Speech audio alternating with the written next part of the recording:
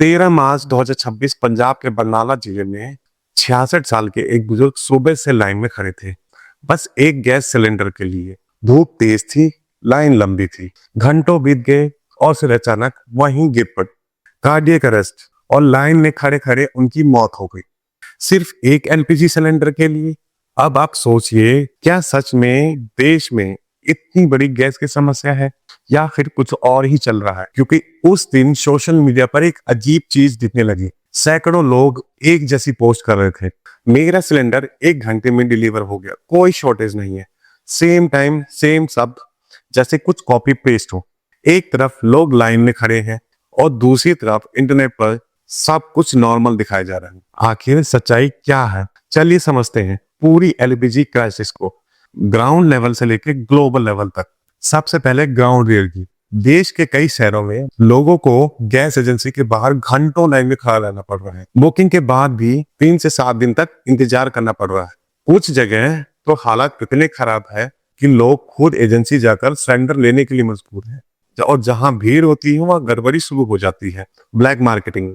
900 रुपए का घरेलू सिलेंडर 1500 से लेके 3000 तक बिक रहा है। और वहीं कमर्शियल सिलेंडर की बात करें तो वो 3000 से लेके 5000 तक पहुंच चुका है। कुछ जगहों पर लोगों ने गैस से भरे ट्रकों को रोक लिया है, क्योंकि उन्हें डर है कि अगर ये ट्रक आगे चला गया तो इलाके में सिलेंडर नहीं मिलेगा। यहाँ तक कि कुछ मामलों में सिलेंडर चोरी होने की खबरें भी सामने आई है। अब सवाल है, इतनी बड़ी समस्या अचानक कैसे आ गई?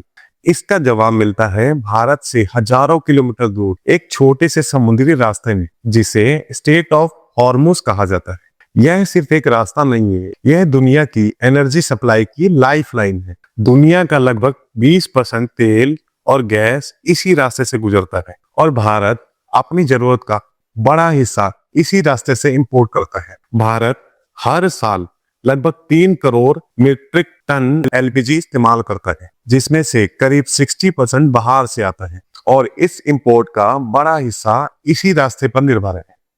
अब सोचिए, अगर ये रास्ता प्रभावित हो जाए तो क्या होगा?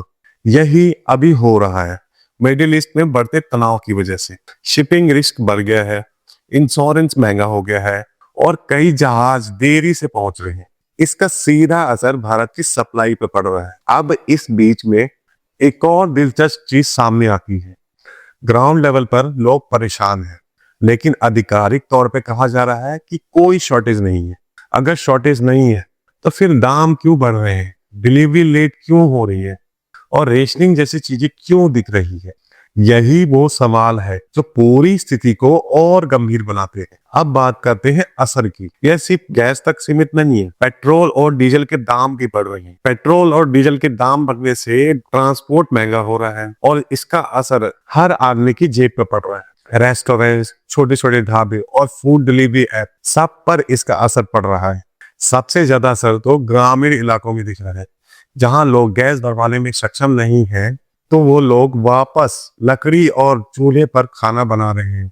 और यही क्राइसिस की सबसे बड़ी दुखद तस्वीर है। वो लोग जो सालों से धुएं से छुटकारा पाए थे, आज फिर उसी धुएं में लौट रहे हैं।